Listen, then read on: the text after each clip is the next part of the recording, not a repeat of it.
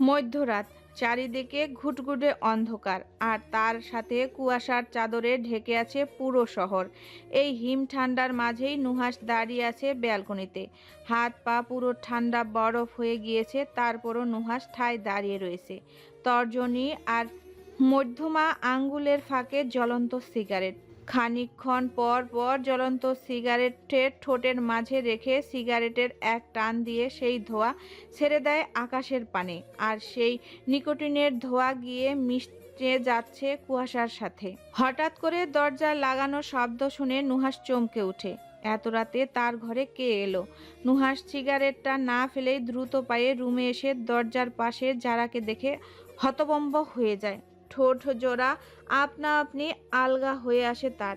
নিজের চোখ দুটোকে যেন সে বিশ্বাস করতে পারছে না স্বয়ং যারা তার রুমে। কিন্তু যারা এত রাতে তার রুমে কেন? এটা কি তার ভ্রম নাকি বাস্তব? আঙ্গুলের মাঝে থাকা জ্বলন্ত সিগারেটের আগুনের ছ্যাঁকা লাগতেই নুহাস আহ করে উঠে সিগারেটটা হাত থেকে ফেলে দিয়ে পা দিয়ে পিষে সামনে তাকায়। না, এটা তার ভ্রম নয়, সত্যি যারা তার রুমে এসেছে। মেয়েটার চোখের মুখে কেমন জানি একটা ক্রোধ রয়েছে। মনে হচ্ছে নুহাসকে আজকে কাঁচা গিলে খাবে। নুহাস ঢোক গিলে মনে মনে বলে, এই মেয়েটা এমন রাগ করে চাউনি দিয়ে আছে কেন আমার দিকে? আর এত রাতে আমার কাছে কি চায়? যারা এগিয়ে আসছে, তবে হাঁটতে তার কষ্ট হচ্ছে, কিন্তু সেই কষ্টকে উপেক্ষা করে নুহাসের দিকে এগিয়ে আসছে। নুহাস যারার এগোনো দেখে দু কদম পিছিয়ে গিয়ে থেমে যায়। যারার ফোলা আর লাল হয়ে যাওয়া পাটা দেখে কি হয়েছে মেয়েটার পায়ে? এমন বাজে অবস্থা কেন? নুহাসের ভাবনার মাঝেই যারা নুহাসের সামনে এসে থামে। নুহাস মাথা নিচু করে যারার পায়ের দিকে এক দৃষ্টিতে তাকিয়ে শান্ত গলায় বলে, পায়ে কি হয়েছে? যারার কোনো সাড়া শব্দ নেই। নুহাসকে অধৈর্য দেখালো। সে যারার মুখ পানে তাকিয়ে দিশেহারা হয়ে বলল, কি হলো, কথা বলছো না কেন? যারা অদ্ভুত চোখে তাকিয়ে আছে নুহাসের দিকে। মাঝে মাঝে জোরে জোরে দীর্ঘ নিঃশ্বাস ছাড়ছে। মনে হচ্ছে যেন কোনো বিষয়ে নিয়ে বড্ড আপসেট হয়ে আছে। যারা আর নুহাসের দূরত্ব খুব একটা বেশি নয়। যারা ঠোঁট ভিজিয়ে ভরাট গলায় বলে, নিউজটা কি সত্যি? এটা আমার প্রশ্নের উত্তর নয়। এটাও আমার প্রশ্নের উত্তর নয়। তুমি বাড়াবাড়ি করছো যারা। যারা কপট রাগ দেখিয়ে বলে, আমি কোনো বাড়াবাড়ি করছি না। আগে আমার প্রশ্নের উত্তর দাও, যে নিউজটা সর্বত্র ছড়িয়ে পড়েছে সেটা কি সত্যি? নুহাস তপ্ত নিঃশ্বাস ছেড়ে বলে, তোমার কি মনে হয়? আমার মন নিয়ে তুমি কি করবে? কিছুই করব না। তবে যদি একবার কারো মনের সংশয় ঢুকে পড়ে কাউকে নিয়ে, সেই সংশয়টা দূর করতে হলে সেই মানুষটাকে অনেক কষ্ট করতে হয়। যারা নিঃশব্দে হাসলো আর বলল, আদৌ কি তুমি আমার মন নিয়ে ভাবো যে আমার মনের সংশয় তুমি দূর করতে চাইবে? নুহাস থমকে যায়। সত্যি তো, মেয়েটার মন নিয়ে যদি সে ভাবতো তাহলে হয়তো এতদিনে এই মনের ডাক সে সাড়া দিয়েই দিত। কিন্তু এই মনের ডাকে সাড়া দেওয়া সম্ভব নয়। নুহাস রাশ ভারী গলায় বলে, তোমার যদি মনে হয় আমি এই কাজটা করেছি তাহলে ভালো, আর যদি মনে হয় আমি করিনি তাহলে আরও ভালো। আকস্মিক যারা নুহাসের কলার ধরে নুহাসকে নিজের মুখের কাছে এনে দাঁতে দাঁত চেপে বলে, আমার স্রেফ উত্তর চাই মিস্টার নুহাস রহমান তোমার কাছ থেকে। প্রথমবারের মতো নুহাস আর যারা এতটা কাছাকাছি এসেছে। নুহাস যারার কাছাকাছি আসতেই ভেসে আসে মিষ্টি একটা মেলি ঘ্রাণ তার নাকে। নুহাস চোখ বন্ধ করে পুনরায় তাকালো। কেন মেয়েটা তাকে এভাবে ব্যক্ত করছে? এভাবে মধ্যরাতে কেন তার ঘরে এসেছে? এই সাহসটা আগে যারা কোনো দিন দেখায়নি, এটাই প্রথমবার। নুহাস এক পলকে তাকিয়ে আছে যারার দিকে। যারা তো ঝোঁকের বসে রয়েছে, তাই নিজের অবস্থানটা ঠিক কোথায় আছে বুঝতে পারছে না। ফোলা ফোলা চোখ, রাগে নাকের পাটা বারবার ফোলাচ্ছে। ভ্রু কুঁচকে রেখেছে মেয়েটা। মেয়েদের রাগলে নাকি অন্যরকম সুন্দর লাগে। এই প্রমাণটা আজ হাতে নাতে পেল নুহাস। কিন্তু নুহাসের অবাধ্য মন যেন এখন অন্য কিছু করতে চাইছে। যারার চওড়া কপালটাতে যে তার উষ্ণ ঠোঁট জোড়া ছুঁয়ে দিতে ইচ্ছা করছে। নুহাস নিজের ভাবনাতে নিজেই চমকে উঠে, সাথে সাথে ঘাড় ঘুরিয়ে ঢোক গিলে যারার হাত কলার থেকে ছাড়াতে বলে, যারা, আমার কলারটা ছাড়ো প্লিজ। এত রাত্রে তুমি এই রুমে এসেছো, সেটা কেউ জানতে পারলে কি হবে জানো তুমি? যারা ধরা গলায় বলে, আমি বুঝতে চাইছি না নুহাস ভাই, কেন তুমি আমার সাথে এমন করছো? একটুও কি মায়া হয় না আমার জন্য তোমার? নুহাস জোর করে যারার হাত থেকে নিজের কলার ছাড়িয়ে নেয়। যারা নিজের টাল সামলাতে না পেরে আহ করে নিচে পড়ে যায়। একে তো পায়ের ব্যথা, তার উপরে এভাবে পড়ে যাওয়াতে পায়ের যন্ত্রণাটা যেন আরো দ্বিগুণ বেড়ে যায়। নুহাস যারার এমন আর্তনাদ শুনে নিজের হিতাহিত জ্ঞান হারিয়ে এক প্রকার পাগলের মতো যারার পায়ে হাত রেখে আবেগী গলায় বলে ওঠে, কোথায় লেগেছে শুনি? সরি জান, আমি বুঝতে পারিনি এভাবে যে তোমার পায়ে লেগে যাবে। যারা হতবাক হয়ে তার নুহাস ভাইয়ের দিকে তাকিয়ে আছে। সে কি শুনলো একটু আগে নুহাসের মুখে তাকে জান বলে সম্বোধন করলো? যারার ঠোঁটের কোণে হাসি ফুটে উঠল। সকল ব্যথা যন্ত্রণা এই দুই অক্ষরের শব্দটায় যেন নিমিষেই নিজের শুষে নিয়েছে মুহূর্তের মাঝে। তার সামান্য একটু আর্তনাদ শুনে যেন নুহাস নিজেকে স্থির রাখতে পারছে না। নুহাসের অস্থিরই বলে দিচ্ছে কতটা ভালোবাসে যারাকে, কিন্তু এই ভালোবাসা প্রকাশ করে না কেন? তবে যারা ঠিক নুহাসকে দিয়ে তার ভালোবাসার কথা বলিয়েই ছাড়বে।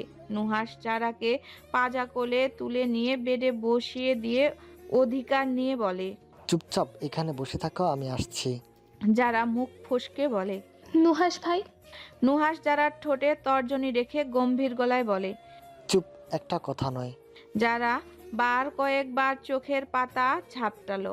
নুহাসের করা কার্যক্রমগুলো যেন অবাকের শেষ চূড়ায় নিয়ে যাচ্ছে যারাকে। নুহাস ফার্স্ট এড বক্স এনে যারার পায়ের সামনে হাঁটু গেড়ে বসে ওয়েটম্যান তর্জনীর আগালে নিয়ে আলতো হাতে যারার পায়ে লাগাতে শুরু করলো। যারার পা কেঁপে উঠল যন্ত্রণায়। নুহাস যারার মুখের দিকে এক পলক তাকিয়ে পায়ে ফু দিতে দিতে গম্ভীর গলায় বলল, পায়ের এই বেহাল অবস্থা হলো কি করে? যারা সকল ব্যথা যন্ত্রণা হজম করে নরম স্বরে বলে, বেহাল দশা হওয়াতে ভালোই হয়েছে, কারো অস্থিরতা তো দেখতে পেলাম আমার জন্য। নুহাস কিছু বলল না, শুধু শোনা গেল একটা দীর্ঘ নিঃশ্বাসের শব্দ। নুহাস ওয়েটমেন্ট লাগাতে ব্যস্ত আর যারা তার নুহাস ভাইকে দেখতে ব্যস্ত। খুব ইচ্ছে করছে যারা নুহাসের এলোমেলো হয়ে থাকা চুলগুলো আরও এলোমেলো করে দিতে, কিন্তু আপাতত ইচ্ছেটাকে মাটি চাপা দিয়ে বসে রইল। এক সময় নুহাস বসা থেকে উঠে দরজা খুলে বাইরের পরিবেশটা দেখে এসে যারাকে আবারও পাজা কোলে তুলে নিয়ে হাঁটা ধরল যারার রুমে যাওয়ার উদ্দেশ্যে। যারা তখনও পলকহীন চোখে নুহাসের দিকে তাকিয়ে রয়েছে। সবটা যেন তার কাছে স্বপ্নের মতো লাগছে। যারা আবেশে চোখ বন্ধ করে নুহাসের চওড়া বুকে মাথা রাখলো। এই সুযোগটা আদৌ পাবে কিনা তা জানে না সে, তবে এখন তো পেয়েছে, তাই সুযোগটা লুফে নিল। যারার করা কাজটা দেখে নুহাস এক পলক যারার দিকে তাকিয়ে সামনের দিকে হাঁটা ধরল। অয়ন্তী জগে পানি ভর্তি করে কিচেন থেকে বেরিয়ে উপরের দিকে তাকাতেই থমকে যায় যারা আর নুহাসকে এই অবস্থায় দেখে। অয়ন্তী সাথে সাথে আড়ালে লুকিয়ে পড়ে। এটা কি দেখলো সে? এটা কি আদৌ সত্যি নাকি মিথ্যা? অয়ন্তী নিজের হাতে চিমটি দেয়, না সবটাই সত্যি। কিন্তু এত রাতে যারা ক্যানি বা নুহাসের কোলে থাকবে? ওদের দুজনের মাঝে কি কোনো সম্পর্ক আছে, নাকি এটা নেহাতি অয়ন্তীর ভুল ধারণা? এমনও তো হতে পারে যারা হাঁটতে পারছে না বলে নুহাস ওকে কোলে তুলে নিয়ে ঘরে রাখতে গেছে, কিন্তু এত রাতে যারার ঘরের বাইরে কেন? আচ্ছা, এই কথাটা কি তার জাহিনকে জানানোর দরকার, নাকি তার আগে যারার সাথে কথা বলা দরকার? অয়ন্তী যেন একটা দোটানায় পড়ে গেছে। একে তো বাড়িতে নুহাসের কেসটা নিয়ে সমস্যা, তার উপরে এই ঘটনা বললে হয়তো আরও সমস্যা সৃষ্টি হতে পারে। তার চেয়ে ভালো এখন চুপ থাকা আর যারার সাথে এই বিষয়ে কথা বলা। অয়ন্তী চুপ করে দাঁড়িয়ে রয়েছে। আগে নুহাস যাক নিজের ঘরে, তারপর সে ঘরে যাবে। যদি দুজনের মুখোমুখি হয় তাহলে একটা বিশ্রী ব্যাপারে ঘটে যাবে। নুহাস যারাকে যারার রুমে এনে শুইয়ে দিয়ে ব্ল্যাঙ্কেটটা যারার গায়ে দিয়ে চলে যেতে নিবে। যারার সাথে সাথে নুহাসের হাত জাপটে ধরে অভিমানী গলায় বলে, তুমি বললে না তো এই নিউজটা সত্যি নাকি মিথ্যে? নুহাস যারার দিকে না ফিরে তপ্ত নিঃশ্বাস ছেড়ে বলে, নিজের কাছে নিজে ছোট হয়ে যাওয়া এমন কাজ আমি করিনি যারা, আর ভবিষ্যতেও করব না। নুহাস কথাটা বলে চলে যায়। যারা হাত দুটো আড়াআড়ি করে নিজের দু বাহু শক্ত করে নিজের মুখ কাঁধে হেলিয়ে, নিজের গা থেকে মনে হচ্ছে যেন নুহাসের গায়ের গন্ধটা এখনো লেগে আছে। যারা বা হাতের তর্জনী এনে নিজের ঠোঁটের উপরে রাখে। নুহাস তার ঠোঁট ছুঁয়েছে, পা ছুঁয়েছে, কোমর ছুঁয়েছে। এই অপ্রত্যাশিত ছোঁয়াগুলো সে সারা জীবন মনে রাখবে, সারা জীবন। নুহাস নিজের ঘরে এসে দরজায় ছিটকিনি লাগিয়ে আয়নার সামনে দাঁড়িয়ে আছে। পরিহিত জ্যাকেটটা নাকের কাছে এনে চোখ বন্ধ করে ঘ্রাণ নেয়। মিষ্টি একটা ঘ্রাণ তার সারা গায়ে মেখে গেছে। নুহাস ডান হাতটা দিয়ে বুকের বাঁ পাশটা শক্ত করে চেপে ধরে। একটু আগেও এখানটায় যারার মাথা ছিল, আর এখন এই জায়গাটা শূন্য। যদি মৃত্যুর আগ পর্যন্ত এই মাথাটা তার বুকের বাঁ পাশটায় শক্ত করে ধরে রাখার অধিকার পেত, তাহলে হয়তো নিজেকে পৃথিবীতে থাকা ভাগ্যবান পুরুষগুলোর মাঝে একজন ভাগ্যবান পুরুষ মনে করত। কিন্তু তা তো আর হওয়ার নয়। চাইলেই কি আর সব পাওয়া যায়? ভোরের আলো ফুটে গেছে। জাহিন আধো আধো চোখে সামনের দিকে তাকালো। চোখে ভেসে উঠল ঘুমন্ত অয়ন্তীর নিষ্পাপ মুখখানা। একেবারে লেপ মুড়ি দিয়ে মেয়েটা বাচ্চাদের মতো ঘুমাচ্ছে। জাহিন অপলক চেয়ে রইল ঘুমন্ত অয়ন্তীর দিকে। মেয়েটা যদি জানতো ঘুমন্ত অবস্থায় তাকে কতটা মায়াবী, কত স্নিগ্ধ লাগে, তাহলে হয়তো জাহিনের ঘুম থেকে ওঠার আগেই সে উঠে পড়ত। জাহিন মৃদু হাসলো। এই মেয়ের মায়ায় সে আটকে গেছে। এখন এই মেয়েকে তার নিজের করে চাই। কিন্তু মেয়েটা কি তার সাথে স্বাভাবিক হবে? তাদের বিয়েটা যে তার আর 4-5টা বিয়ের মতো স্বাভাবিকভাবে হয়নি। আর একটু সময় দেওয়া যাক মেয়েটাকে, তারপর না হয় এক নতুন দাম্পত্য জীবন শুরু করা যাবে। কথায় আছে সবুরে মেওয়া ফলে। সে না হয় মেওয়া ফলাতে আরেকটু সবুর করলো। জাহিন উঠতে নিয়ে কিছু একটা মনে করে অয়ন্তীর দিকে এগিয়ে গেল। ঘুমন্ত অয়ন্তীর ডান পাশে পুরুষালী হাতটা রেখে অয়ন্তীর দিকে ঝুঁকে এলো। অয়ন্তীর ভারী নিঃশ্বাস শব্দ স্পষ্ট শুনতে পারছে জাহিন। মেয়েটা একেবারে ঘুমে বেহাল হয়ে আছে। জাহিন মুচকি হেসে অয়ন্তীর কপালের মাঝ বরাবর নিজের ঠোঁট জোড়া ছুঁয়ে দিয়ে মনে মনে বলে, জানি না নিজেকে আপনার জীবনের সাথে ধরে রাখতে পারবো কিনা, তবে চেষ্টা করব নিজেকে সারাটা জীবন আপনার পাশে রাখার জন্য। অয়ন্তীর চোখের পাতা নড়ে ওঠে। জাহিন তা দেখে জলদি করে অয়ন্তীর কাছ থেকে দূরে সরে আসে। জাহিন ভেবেছিল অয়ন্তী জেগে যাবে, কিন্তু অয়ন্তী জাগলো না, বরং সে আরও লেপ মুড়ি দিয়ে ওপাশ ফিরে শুয়ে পড়ল। জাহিন উঠে ওয়াশরুমে চলে গেল। তার অনেক কাজ আজকে। জাহিন চলে যেতেই অয়ন্তী চোখ মেলে তাকায়। জাহিনের গরম নিঃশ্বাস যখন তার মুখের উপর আছড়ে পড়েছিল, তখনই অয়ন্তীর ঘুম ছুটে গিয়েছিল, কিন্তু চোখ বুজে রেখেছিল। তার ঘুম বড্ড পাতলা। আশেপাশে কিছু হলেই ঘুম ভেঙে যায়। অয়ন্তীর ডান হাতটা বের করে জাহিনের ঠোঁট ছুঁয়ে যাওয়া স্থানে হাত রাখলো। এখনো মনে হচ্ছে যেন জাহিনের ঠোঁটের উষ্ণতা, তার ভেজা ভেজা ভাবটা রয়ে গেছে কপালের মধ্যস্থানে। জাহিন লুকিয়ে লুকিয়ে তাকে আদর করে গেল। লোকটার সত্যি অদ্ভুত। অয়ন্তী লাজুক হেসে লেপ দিয়ে মাথাটা ঢেকে নেয়। শেখ পরিবারের সকল সদস্যরা ডাইনিং টেবিলে বসে আছে, তবে নুহাস আর জাহিন বাদে। তারা দুজন অনেক আগেই বের হয়ে গেছে। ডাইনিং টেবিলে থাকা সবাই স্বাভাবিক আছে, কিন্তু রিহান স্বাভাবিক থাকতে পারছে না। বাবার সামনে। বাবা বাড়িতে থাকাকালীন সে নিজের রুম থেকে বের হতে চায়নি, কিন্তু যখন বাবা নিচ থেকে ডেকে পাঠিয়েছে এক প্রকার বাধ্য হয়ে তাকে ডাইনিং টেবিলে আসতে হয়েছে। কিন্তু অবাক করার বিষয় হলো বাবা তাকে একটা কথাও বলছে না। সে তো নিজেকে মনে মনে প্রস্তুত করেই নিচে নেমেছে বাবার হাতে চড় আর বকাবকি খাওয়ার জন্য, কিন্তু হাওয়া উল্টো দিকে বইছে মনে হচ্ছে, তাই এ যাত্রায় সে বেঁচে গেছে। আজমল শেখ খাওয়া দাওয়া করে উঠে পড়ে, তাতে রিহান হাঁপ ছেড়ে বাঁচে। এতক্ষণ মনে হচ্ছিল শ্বাসটা নাকের ডগায় আটকে ছিল। আজমল শেখ চলে যেতেই মাকে ইশারা করে বলে। মা বাবা। ছেলেকে থামিয়ে দিয়ে জহুরা বেগম বলেন, চুপচাপ খেয়ে ওঠ। রিহান বুঝতে পারল এই কাজটা তার মায়ের। রিহানের মনে এখন আর কোনো ভয় নেই। সে মনের আনন্দে খেতে শুরু করলো। জহুরা বেগম শিরিনকে ডেকে বলেন, যারাকে দিয়ে আয় খাবারটা। মেয়েটা পায়ে যেভাবে ব্যথা পেয়েছে নিচে নামার দরকার নেই। মা, উপরে খাওয়া নেওয়ার দরকার নেই, আমি এসে পড়েছি। মেয়েটাকে এই পা নিয়ে নিচে আসতে দেখে জহুরা বেগম রাগ দেখিয়ে বলেন, কে বলেছে তোকে নিচে আসার জন্য এই পানি? মা, আমি ঠিক আছি। আহান চেয়ার থেকে নেমে যারার জন্য চেয়ার টেনে দিয়ে বলে। আপু, তুমি এখানে বসো। যারা হতবাক হয়ে বলে, বাবা, এত ভালোবাসা আমার জন্য? এর মাঝে রিহান বলে ওঠে, তা না মা, আমার ভাবি কোথায়? ওনাকে তো দেখছি না, ওনাকে ডাকো, ওনার সাথে একটু কথা বলি। অয়ন্তী চমকে উঠে রিহানের কথা শুনে। অয়ন্তী কিচেনে এক জায়গাতে ঘাপটি পেরে দাঁড়িয়ে রয়েছে। তার বড্ড অস্বস্তি লাগছে রিহানের সামনে যেতে, কিন্তু এবার মনে হচ্ছে যেতেই হবে। জহুরা বেগম অয়ন্তীকে ডাকলো।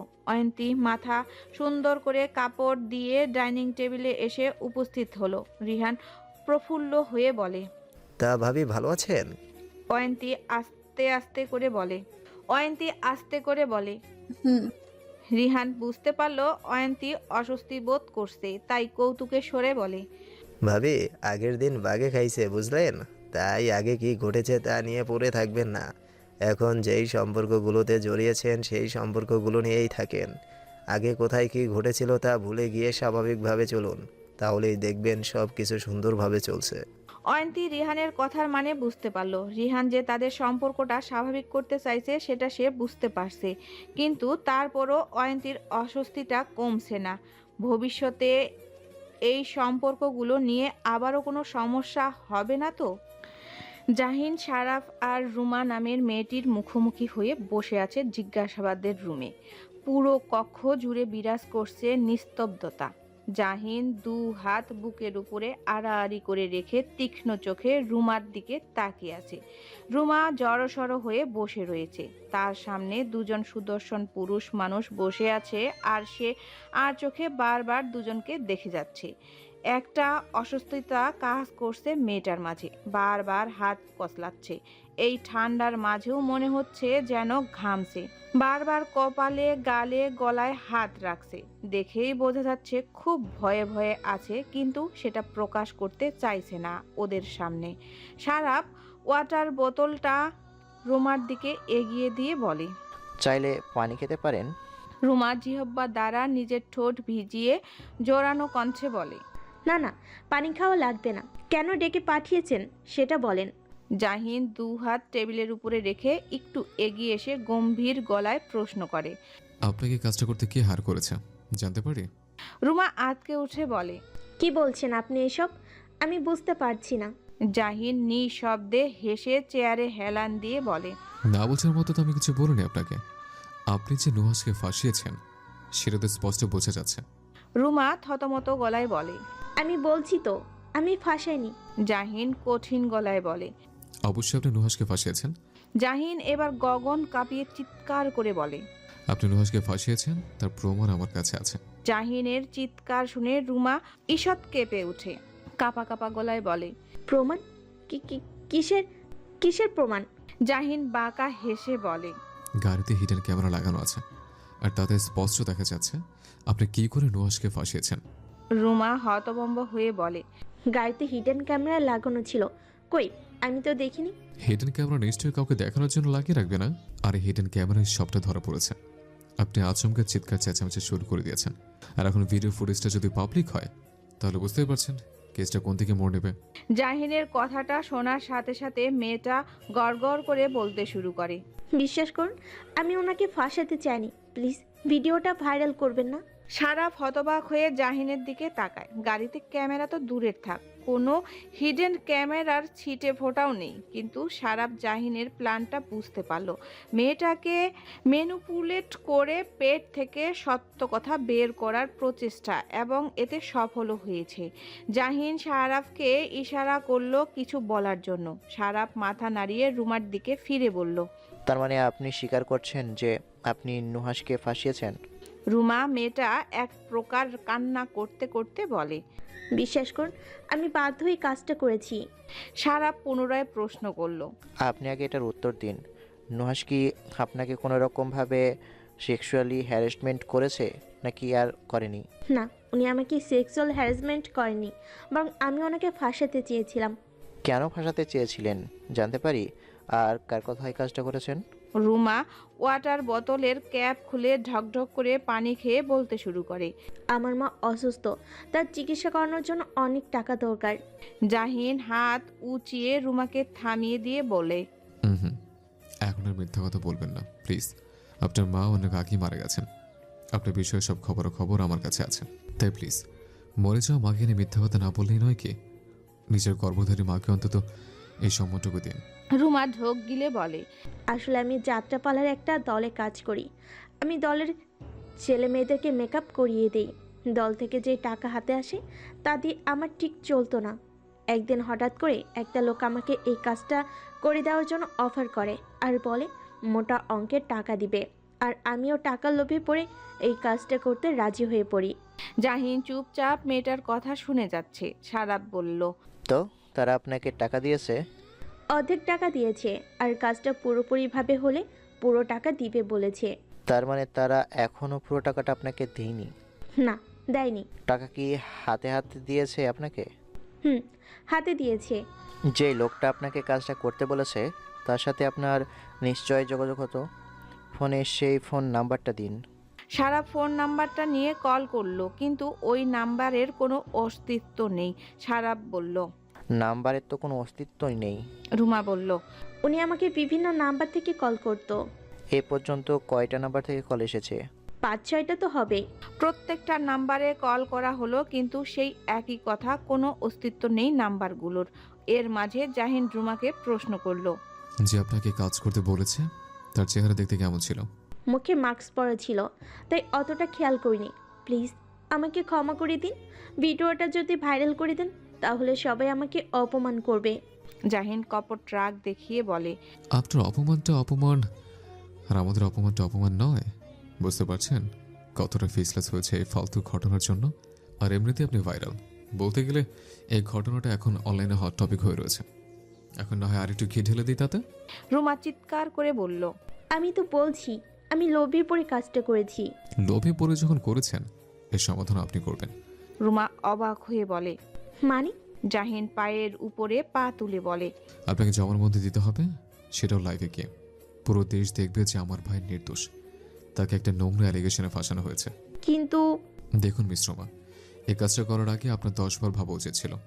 আপনার এটা ভাবা উচিত ছিল যে কাজটা করার পর কি হতে পারে, কিন্তু আপনি কোনো বিবেচনা না করে একটা নোংরা খেলায় মেতে উঠলেন, তা একজন অপরিচিত মানুষের কথায়। অবশ্য সে মানুষটা যে আমার শত্রু সেটা আমি খুব ভালো করে বুঝতে পারছি। কারো ক্ষতি করে নিজের ভালো হয় না মিস রোমা। রুমা চুপচাপ কথাগুলো শুনে গেল। তার বড্ড ভুল হয়ে গেছে। সে ঝোঁকের বশে কাজটা করে ফেলেছে।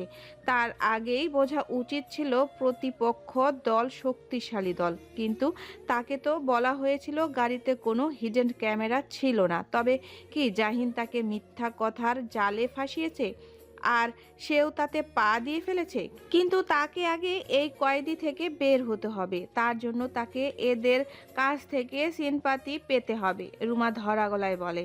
প্লিজ আমাকে এবারের মতো ছেড়ে দিন। আমি আর কোনোদিন কারোর ক্ষতি করব না। সারাফ কঠোর গলায় বলে। ছেড়ে দেওয়া হবে আপনাকে, কিন্তু তার আগে আপনাকে লাইভে গিয়ে সবটা স্বীকার করতে হবে। রুমা হঠাৎ করে উচ্চ বাক্যে বলল। আমি লাইভে যাব না, আর আপনার আমাকে মিথ্যা কথার জালে ফাঁসিয়েছেন, তাই না? গাড়িতে কোনো হিডেন ক্যামেরা ছিল না, তা আমি জানি। তাই ওই নুহাসকেও নির্দোষ প্রমাণ করতে পারবেন না। আর ফাঁসাতে তো চেয়েছিলাম আপনাকে, কিন্তু ফেঁসে গেছে ওই বেচার নুহাস। শেষের কথাটা জাহিনকে উদ্দেশ্য করে বলে রুমা। জাহিন হতবাক হয়ে বলে, আমাকে ফাঁসাতে চেয়েছিলেন মানে? হ্যাঁ, আপনাকে ফাঁসাতে চেয়েছিলাম।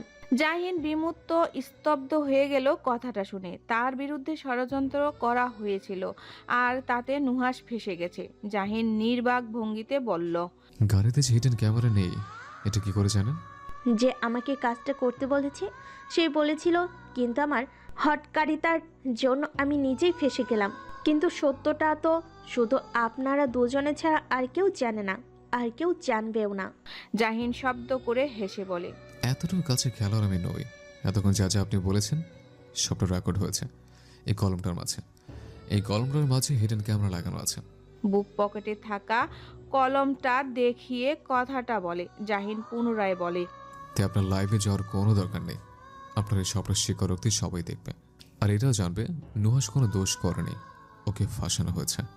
রুমাকে অ্যারেস্ট করা হয়েছে নুহাসকে মিথ্যা এলিগেশন দিয়ে ফাঁসানোর জন্য।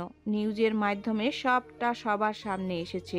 নুহাস নির্দোষ প্রমাণিত হয়েছে, কিন্তু জাহিনের মাথায় ভর করলো অন্য দুশ্চিন্তা। তার আপনজনের মাঝেই কেউ একজন আছে যে এই ঘৃণ্য কাজটার সাথে জড়িত, কিন্তু কে সে?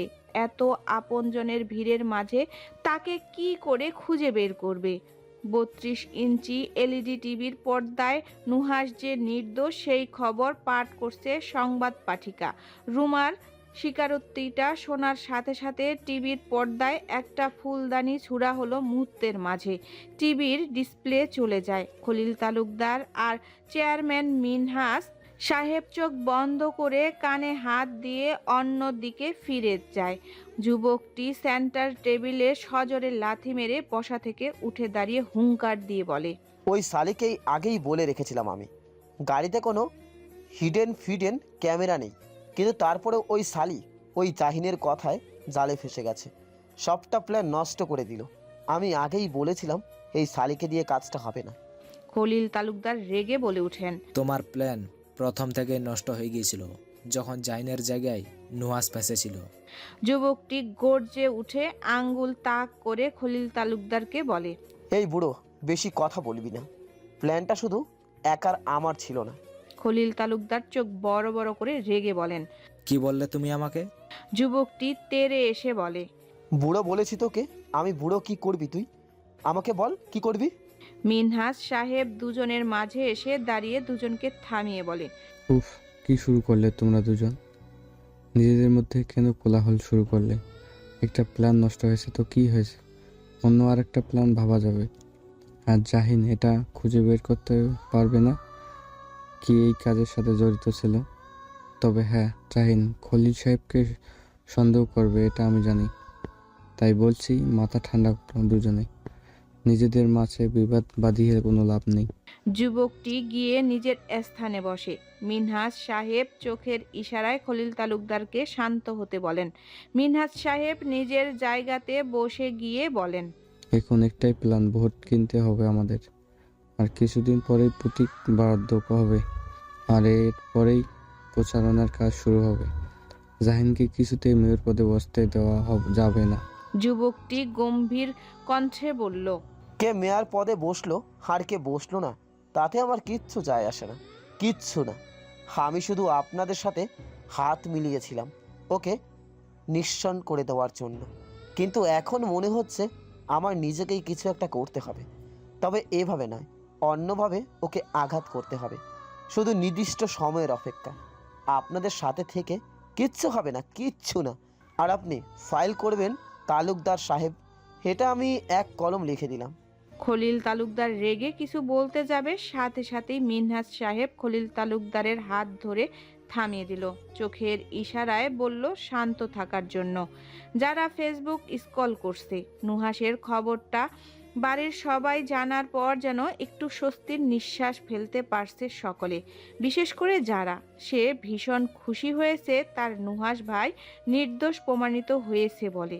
ইচ্ছে করছে নাচতে, কিন্তু আপাতত এই পা নিয়ে নাচা সম্ভব না, তাই মনের বাসনাটাকে সংযম করলো। নেটিজেনরা এবার নুহাসের পক্ষ নিয়ে নানান কথা বলছে। যারার হঠাৎ করে একটা পোস্টে নজর পড়ল। নুহাসের একটা ছবি দিয়ে পোস্ট করেছে আর ক্যাপশনে লেখা, আমি জানতাম আমার জানো এমনটা করতেই পারে না। আমার জানোটাকে শুধু শুধু হ্যারাস করলো ওই শয়তান মেয়েটা। তুমি চিন্তা করো না জানো, আমরা সকলে তোমার পাশে আছি। আই লাভ ইউ জানো। যারা চোখ মুখ কুঁচকে বিরক্ততা নিয়ে পোস্ট পড়ল। ইচ্ছে করছে কমেন্ট বক্সে গিয়ে লিখতে, তোর জানুর একটা জান আছে, তাই এসব লেম মার্কা পোস্ট করে নিজেকে ছোট লোক প্রমাণ করবি না, যত সব। যারা ফোনটা ঢিল মেরে বেডে ফেলে দিয়ে একরাশ বিরক্ত নিয়ে বলে, শাকচুনির দল এখন একেবারে দরদ উথলে উথলে পড়ছে। আবার আই লাভ ইউ জানু বলছে। আই লাভ ইউ বানান পারিস যে লিখেছিস? ও সরি, পারিস বলেই তো লিখতে পেরেছিস। অয়ন্তী যারার রুমে এসে হাতে একটা প্লেট, তাতে 4 রকমের ফল কাটা। যারাকে একা একা বক বক করতে দেখে থমকে যায়। ভ্রু কুঁচকে যারাকে উদ্দেশ্য করে বলে, যারা কাকে বকছো? যারা দরজার পাশে অয়ন্তীকে দেখে বলে, ও ভাবি তুমি এসো, ভেতরে এসো। অয়ন্তী যারার পাশে গিয়ে বসে বলে, কাকে বকছো? যারা কপট রাগ দেখিয়ে বলে, আর বলো না ভাবি, ফেসবুকে কতগুলো শাকচুন্নি আছে যারা সুন্দর সুন্দর পোলা দেখলেই দরদ একেবারে উতলায় উতলায় পড়ে। কার উপর দরদ উতলে পড়ছে? আরে নুহাস ভাইয়ের উপরে পোস্ট করে কি বলে জানো? আই লাভ ইউ জানু। যারা ভেঙ্গিয়ে কথাটা বলল। অয়ন্তী সোজাসুজি বলে, তুমি কি তাতে জেলাস ফিল করছো যারা? অবশ্যই। মুখ ফসকে কথা বলে ফেলে যারা। যখন বুঝতে পারলো কি বলছে, সাথে সাথে যারা অয়ন্তীর মুখের দিকে তাকিয়ে ভয়ার্ত গলায় বলে, না ভাবি আমি আসলে। তুমি কি নুহাস ভাইকে পছন্দ করো যারা? অয়ন্তী কথার কোনো উত্তর দিল না। যারা চুপচাপ সাদা টাইলসের দিকে দৃষ্টিপাত করে রেখেছে। অয়ন্তী পুনরায় বলল, গতকাল রাতে তোমাকে আর নুহাস ভাইকে দেখেছি। তুমি নুহাস ভাইয়ের কোলে ছিলে, আর আমি কি জানতে পারি এই ব্যাপারটার বিষয়ে? যারা হক চকিয়ে উঠে ভাবির দিকে তাকায়। তার মানে ভাবি সবটা দেখেছে, ভাইয়াকে বলে দেয়নি তো আবার। যারা উৎসুক গলায় বলে, ভাবি তুমি কি সবটা ভাইয়াকে বলে দিয়েছো? না, বলেনি। যারা স্বস্তির নিঃশ্বাস ছাড়ে। ভাইয়া যদি জানে তাহলে হয়তো একটা ঝড় উঠবেই এই শেখ বাড়িতে। যারা অসহায় চোখে তাকিয়ে বলে, ভাবি প্লিজ এই কথাটা কাউকে বলো না, তোমার দুটো হাতে ধরি। আসলে গতকাল রাত্রে। যারা গতকাল রাত্রের ঘটনা ভাবিকে বলে। অয়ন্তী কিছু বলতে যাবে, সাথে সাথেই যারা বলে, যদিও আমি নুহাস ভাইয়াকে ভালোবাসি, কিন্তু নুহাস ভাই আমার সেই ভালোবাসায় ধরা দেয় না। যদিও আমি জানি নুহাস ভাই আমাকে ভালোবাসে, কিন্তু স্বীকার করে না। অয়ন্তী ভ্রু কুঁচকে বলে, কেন স্বীকার করে না? যারা স্লান কণ্ঠে বলে, নুহাস ভাই যে এই বাড়ির আশ্রিত, তাই হয়তো স্বীকার করে না। যে বাড়ির নুন খেয়েছে সেই বাড়ির মেয়ের ওপরে কি করে নজর দিবে বলো? কিন্তু আমি নুহাস ভাইয়াকে খুব ভালোবেসে ফেলেছি, খুব। শেষের কথাটা যারার গলা ধরে বলে। অয়ন্তী বোঝানোর স্বরে বলে, সব ঠিক হয়ে যাবে যারা, একটু ধৈর্য ধরো। আল্লাহ যদি তোমার কপালে নুহাস ভাইকে লিখে রাখেন তাহলে নুহাস ভাই তোমারই হবে, আর যদি না লিখে রাখে তাহলে শত চেষ্টা করলেও সে তোমার হবে না। যারা ঝোঁক গিলে বলে, ভাবি তুমি আমাকে ছুঁয়ে কথা দাও, এই কথাটা যেন বাড়ির কেউ না জানে, এমনকি ভাইয়াও না। অয়ন্তী যারার হাতটা শক্ত করে ধরে বলে, ঠিক আছে ননদিনী, কেউ জানবে না কথাটা, প্রমিস। যারা ভাবির গলা জড়িয়ে ধরে বলে, আমার মিষ্টি ভাবি। হয়েছে হয়েছে, এবার ফলগুলো খেয়ে নাও। যারা একটা আপেলের টুকরা মুখে নিয়ে বলে, তুমিও খাও। অয়ন্তী মুস্কি হেসে বলে, তুমি খাও, আমি খেয়েছি। রিহান আজ তার বন্ধুদের সাথে নাইট পার্টি করবে, তা নিয়ে আলোচনা হচ্ছে বন্ধুদের মাঝে। গ্রুপ চ্যাটে রিহানের বন্ধু সৈকত মেসেজ করে, কিরে বন্ধু, তোর ফুলের পাপড়ির কি অবস্থা? মেয়েটাকে একা রেখে চলে এলি, এবার যদি সেই পাপড়ি জোরে নিচে পড়ে যায় তখন? রিহান মেসেজটা দেখে মলিন হাসলো। তার আবার কবে হলো ফুলের পাপড়ি? রিহান দীর্ঘ নিঃশ্বাস ছেড়ে মেসেজ করে, হয়তো আমি চলে আসাতেই ফুলের পাপড়ি ভালো আছে, বরং আমি এতদিন ছিলাম বলেই সে বিরক্ত বোধ করতো। এর মাঝে পিয়াস বলে, আচ্ছা এসব কথা বাদ দে, একটা মেয়ে গেছে তো কি হয়েছে? 1000টা মেয়ে এসে দৌড়া দিবে আমাদের রিহানের কাছে, বুঝলি? সুরেশ বলল, এই প্লেবয় চুপ কর। তুই রিহানকে তোর মতো ভাবিস নাকি যে বিড়ালের মতো এই বাড়ির হাঁড়িতে তো ওই বাড়ির হাঁড়িতে গিয়ে মুখ দেবে? পিয়াস রাগের ইমোজি দিয়ে বলল, এই শোন, আমি পাগল নই, মেয়েরা আমার জন্য পাগল, বুঝলি? জানি কে পাগল। রিহান ওদের ঝগড়া দেখে অফলাইন হয়ে যায়। চিত হয়ে শুয়ে ভাবতে থাকে পাপড়ির কথা। মেয়েটির কি এক মুহূর্তের জন্যও তার কথা মনে পড়ছে না? হয়তো পড়ছে, আবার নাও পড়তে পারে, কিন্তু তার মস্তিষ্ক জুড়ে যে বিরাজ করছে পাপড়ি, এক মুহূর্তের জন্যও ভুলে থাকতে পারছে না। রিহান দীর্ঘ নিঃশ্বাস ছেড়ে শোয়া থেকে উঠে ওয়াশরুমে চলে যায়। অবন্তী ওরফে পাপড়ি মেয়েটি রাস্তার চারিপাশ স্বর্ণপণে নজর বুলাচ্ছে। বোঝা যাচ্ছে কাউকে খুঁজে বেড়াচ্ছে তার দু চোখ, কিন্তু যাকে খুঁজে বেড়াচ্ছে দু চোখ সেই মানুষটা নেই আজ। মানুষটা কি সত্যি চলে গেছে? অবন্তীর মনটা যতনায় ভরে গেল।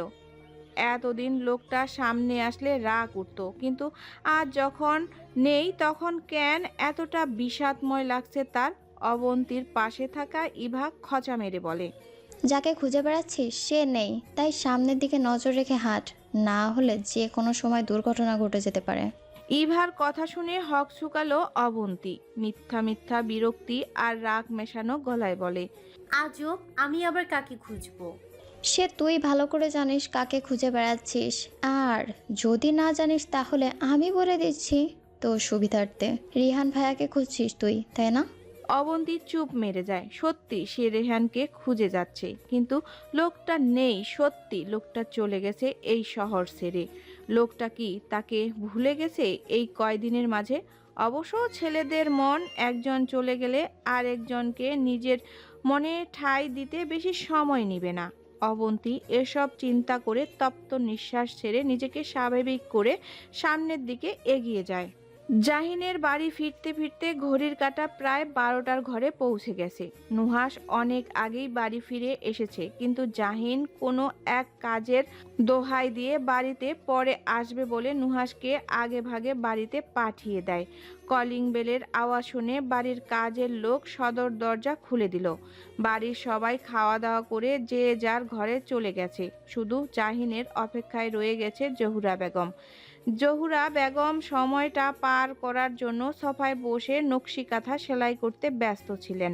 ছেলেটাকে আসতে দেখে কাঁথাটা সোফার উপরে রেখে ছেলের দিকে এগিয়ে এসে বলেন, এত দেরি হলো যে আসতে? নুহাস বলল কি একটা কাজ আছে তোর, সেটা কি কমপ্লিট হয়েছে? না, এখনো হয়নি, তবে হয়ে যাবে জলদি। আগামীকাল থেকে একটু আগে আসার চেষ্টা করবি। এটা না খেয়ে অপেক্ষায় ছিল তোর।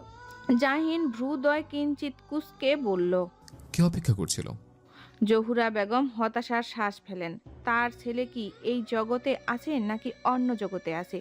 বিয়ে করেছে, আর কে অপেক্ষা করতে পারে তার জন্য সেটা বুঝতে পারছে না মহাশয়। জহুরা বেগম কঠিন গলায় ছেলেকে বলেন, তোর বউ অপেক্ষায় ছিল তোর জন্য। কিন্তু মা, আমি তো খেয়ে এসছি, উনি কি খায়নি? খেতে চাইনি, কিন্তু জোর করাতে খেতে বাধ্য হয়েছে। ও, আগামীকাল থেকে তাড়াতাড়ি আসবি। আসবো। জাহিন কথাটা বলে সিঁড়ি বেয়ে উপরে উঠতে উঠতে জ্যাকেটটা খুলে ফেলে। দরজা ঠেলে ভেতরে ঢুকে দেখে রুম অন্ধকার, তবে রুমে লালচে রঙের ড্রিম লাইট জ্বলছে। ড্রিম লাইটের মৃদু আলোয় জাহিন বুঝতে পারলো অয়ন্তী ঘুমিয়ে পড়েছে। তার বড্ড খারাপ লাগলো। মেয়েটা তার অপেক্ষায় ছিল, আর সে এত রাত করে আসলো। এরপরের বার থেকে জলদি আসার চেষ্টা করবে। জাহিন জ্যাকেটটা সোফার উপরে রেখে গায়ের পরিহিত অ্যাশ রঙের শার্টের বোতাম খুলতে খুলতে হাতে টি শার্ট আর ট্রাউজার নিয়ে ওয়াশরুমে যায় ফ্রেশ হতে। জাহিন যেতেই অয়ন্তী চোখ মেলে তাকায়। সে ঘুমায়নি এখনো। স্বামীর চিন্তায় দু চোখের পাতায় ঘুম আসেনি, তবে এখন ঘুম আসবে। অয়ন্তী গায়ে মাথায় ব্ল্যাঙ্কেট ভালো করে জড়িয়ে নিয়ে ঘুমানোর চেষ্টা করে। রাত 2:30 বাজে। নিস্তব্ধ রাত, কোথাও কোনো কোলাহল নেই। ব্যস্ত শহরটা শান্ত হয়ে আছে। দূর থেকে ঝিঝি পোকার ডাক ডাকার শব্দ ভেসে আসছে। জাহিন তখন ল্যাপটপ নিয়ে বসে আছে, পা দুটো সেন্টার টেবিলের উপরে রেখে কোলের উপরে ল্যাপটপ রেখেছে। খুব মনোযোগ দিয়ে কিছু একটা দেখছে। আকস্মিক স্পষ্টভাবে কারো গঙ্গানোর আওয়াজে ভেসে আসে। জাহিন ল্যাপটপের স্ক্রিন থেকে নজর সরিয়ে সামনের দিকে তাকালো। গঙ্গানোর শব্দটা কথা থেকে আসছে সেটা বোঝার চেষ্টা করছে।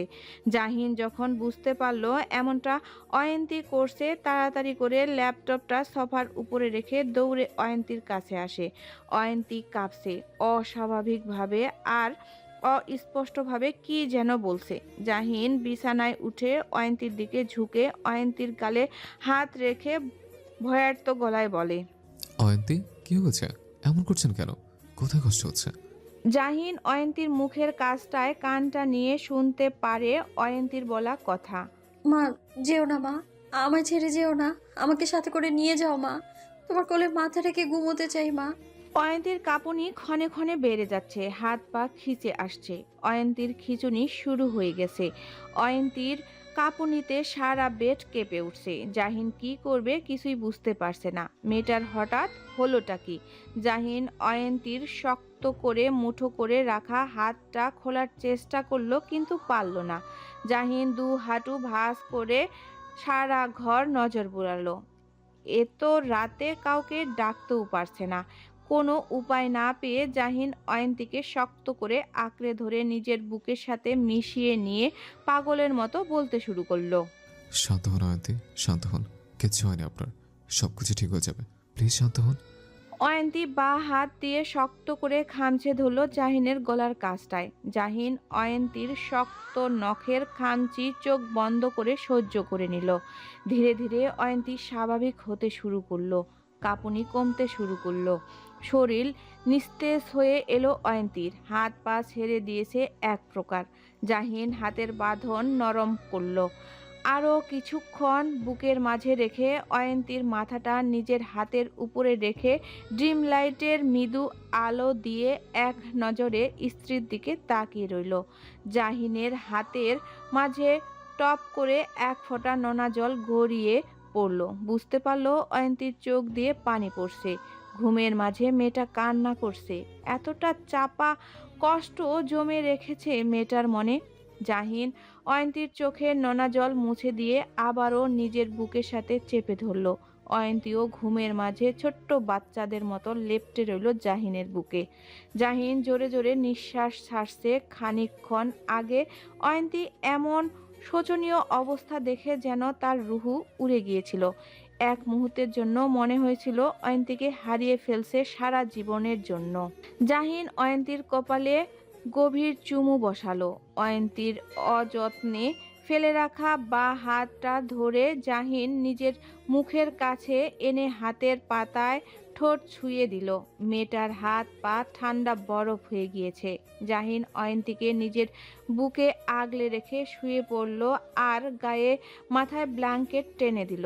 জাহিন চোখ বন্ধ করে শুয়ে রইল, কিন্তু তার ঘুম আসছে না। অয়ন্তীর হঠাৎ করে এমনটা হলো কেন বুঝতে পারছে না, নাকি এমনটা অয়ন্তীর হয়েই থাকে মাঝে মধ্যে। আচ্ছা, অয়ন্তী কোনো খারাপ স্বপ্ন দেখেনি তো? মায়ের কথা বলছিল, স্বপ্নে কি অয়ন্তী তার মাকে দেখেছিল?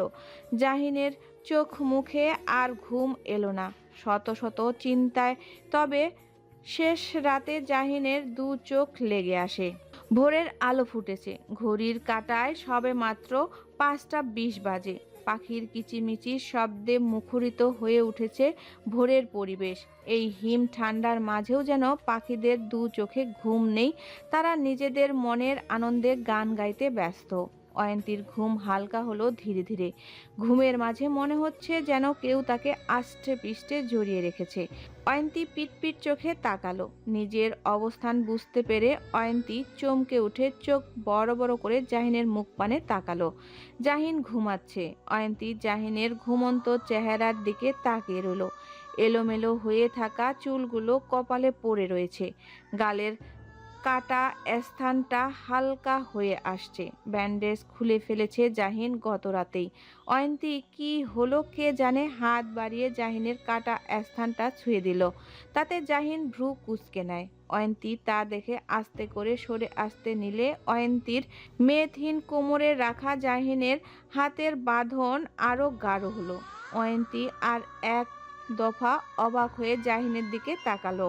জাহিন তাকিয়ে আছে তার দিকে, চোখ দুটো অসম্ভব লাল হয়ে আছে। দেখে মনে হচ্ছে সারা রাত ঘুমায়নি। তার মানে লোকটা জেগেছিল এতক্ষণ। অয়ন্তী জাহিনের দিক থেকে নজর সরিয়ে নিয়ে আরও চেষ্টা করলো জাহিনের বুক থেকে সরে আসতে, কিন্তু আবারও ব্যর্থ হলো। জাহিন জড়ানো কণ্ঠে বলে, সরে যেতে চাইছেন কেন? অয়ন্তী আস্তে করে বলে, আমি আসলে বুঝতে পারিনি। জাহিন অয়ন্তীর কথার মাঝে বলে ওঠে, এত বুঝতে হবে না আপনাকে। অয়ন্তী চোখ তুলে জাহিনের পানে তাকালো। জাহিন আড়ষ্ট গলায় বলে, ঘুম ভালো হয়েছে? অয়ন্তীকে উত্তর দেওয়ার সুযোগ না দিয়েই জাহিন ভরাট কণ্ঠে বলে, অবশ্যই ঘুম ভালো হয়েছে। স্বামীর বুকে মাথা রেখে ঘুমালে সকল স্ত্রীদেরই ঘুম ভালো হয়। অয়ন্তী চুপ রইল। কি বলছে এসব? লোকটা কি পাগল হয়ে গেল নাকি? গালে আঘাত পেয়েছে, কিন্তু মানুষ তো পাগল হয় মাথায় আঘাত পেলে। কিন্তু জাহিনের ক্ষেত্রে তো উল্টো হয়ে গেল বিষয়টা। জাহিন চোখ মুখে চিন্তিত ভাব এনে বলল, এবার একটা এক্সপেরিমেন্ট করতে হবে। অয়ন্তী জাহিনের কথার কোনো মানে বুঝতে পারল না। কি এক্সপেরিমেন্ট করার কথা বলছে মানুষটা? অয়ন্তী নির্মিষ দৃষ্টিতে তাকিয়ে রইল স্বামীর পানে। জাহিন অধর কোণে হাসি রেখে আকস্মিক অয়ন্তীকে ঝড়ের বেগে নিজের বুক থেকে নামিয়ে বালিশে শুয়ে দিল। অয়ন্তী কিংকর্ত বিমুখ হয়ে চোখ বড় বড় করে জাহিনের দিকে তাকিয়ে রইল। কি হচ্ছে এসব? সে কি স্বপ্ন দেখছে নাকি? জাহিন অয়ন্তীর উপরে হালকা ঝুঁকে এসে বলল, এক্সপেরিমেন্ট তাহলে শুরু করেছে? অয়ন্তীর ভ্রু কুঁচকে এলো। কি এক্সপেরিমেন্ট করবে জাহিন? জাহিন অয়ন্তীকে অবাক করে দিয়ে এক হাত দিয়ে অয়ন্তীকে জড়িয়ে ধরে ওর বুকে মাথা রেখে শুয়ে পড়ল।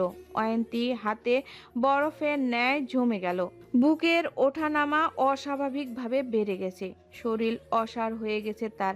নড়াচড়া করার শক্তিটুকু পাচ্ছে না। গলা শুকিয়ে গেছে। চোখের দৃষ্টি ছাদের দিকে নিবদ্ধ। জাহিনের গরম নিঃশ্বাস অয়ন্তীর গলার কাছটায় এসে বাড়ি খাচ্ছে। অয়ন্তী কি করবে কিছুই বুঝতে পারছে না। হাতির মতো মানুষটা তার উপরে শুয়ে আছে, চাইলেও নিচ থেকে সরিয়ে দিতে পারছে না। অয়ন্তী শুকনো ঢোক গেল। জাহিন চোখ বন্ধ রেখে কোমল কণ্ঠে গাঢ় ডাক ভেসে আসলো, অয়ন্তী। অয়ন্তীর সমস্ত কায়া কেঁপে ওঠে। জাহিনের গলায় এই ডাকটা যখনই অয়ন্তী শুনে, তখনই মনের ভেতরে অজানা শীতল এক স্রোত বয়ে যায়। অয়ন্তী না চাইতেও আস্তে করে বলে, জাহিন আকুতি ভরা কণ্ঠে আবদার করল, মাথায় হাত বুলিয়ে দিন। সারা রাত ঘুমাতে পারিনি, টেনশন। এখন একটু ঘুমাতে চাই, পরম শান্তিতে আপনার বুকে মাথা রেখে। অয়ন্তী থম মেরে রইল। জাহিনের এ কোন রূপ দেখছে সে? এমন আকুতি ভরা কণ্ঠে আবদার করলে কি ফিরিয়ে দেওয়া সম্ভব? না, সম্ভব নয়। কিন্তু অয়ন্তীর হাত নাড়ানোর শক্তিটুকুও পাচ্ছে না। আবারও জাহিন জোরানো কণ্ঠের স্বরে ভেসে আসলো, এইভাবে লোহার মতো শরীর শক্ত করে রেখেছেন কেন? শরীর ছাড়ুন। অয়ন্তী কণ্ঠনালী কাঁপছে, তারপরও কাঁপা কাঁপা গলায় বলে, আপনি এভাবে? জাহিন মাথা তুলে অয়ন্তীর দিকে তাকালো। জাহিনের চোখে চোখ পড়াতে অয়ন্তীর নজর সরিয়ে নিল। এই গভীর চোখের দিকে সে তাকিয়ে থাকতে পারে না। কেমন জানি অদ্ভুত অনুভূতি হয় মনের গহীনে, যেটা প্রকাশ করা অসম্ভব হয়ে উঠে যায়। জাহিন কিছু বলল না। বুঝতে পারল বউ তার বড্ড লাজুক, নিজ থেকে কিছুই করতে পারবে না। যা করার তাকেই করতে হবে। জাহিন অয়ন্তীর ডান হাতটা নিজেই নিজের মাথায় রেখে বলে, নিন, এবার মাথায় হাত বুলিয়ে দিন আর আমি ঘুমাই। খবরদার, আমি যতক্ষণ ঘুমাবো ততক্ষণ আপনি বিছানা থেকে উঠবেন না। এটা আপনার শাস্তি, আমাকে সারা রাত জাগিয়ে রাখার জন্য। বলেই জাহিন আবারও মাথাটা হেলিয়ে দিল অয়ন্তীর বক্ষস্থলে। অয়ন্তী বোকা বনে গেল জাহিনের এহেন কথা শুনে। সে জাগিয়ে রেখেছে মানে কি? রাতে কি হয়েছিল? অয়ন্তী এসব ভাবনা চিন্তা বাদ দিয়ে দীর্ঘ নিঃশ্বাস ছেড়ে স্বামীর মাথা বুলাতে শুরু করলো। জাহিনও মুস্কি হেসে অয়ন্তীকে নীরবভাবে আর একটু জড়িয়ে ধরল। এক সময় অয়ন্তীও ঘুমিয়ে পড়ল জাহিনের সঙ্গে। অয়ন্তীর ঘুম ভাঙল 9টা বাজে। আধ বোঝা চোখে পুরো ঘরটা নজর বুলিয়ে নিল। হঠাৎ করেই জাহিনের কথা মনে পড়তেই তড়িৎ বেগে পাশে তাকিয়ায়, কিন্তু না, জাহিন নেই। গেল কোথায় লোকটা? অয়ন্তী কিছুক্ষণ বসে রইল, মনে করলো জাহিনের ভোরবেলার পাগলামিগুলো। অধর কোণে ফুটে উঠল মিষ্টি হাসি, কিন্তু পরক্ষণে হাসিটা মিলিয়ে গেল। এটা ভেবে এত বেলা অবধি সে ঘুমিয়েছে, কি ভাববে বাড়ির সবাই? অয়ন্তী তাড়াতাড়ি করে বিছানা গুছিয়ে ওয়াশরুমে চলে যায় ফ্রেশ হতে।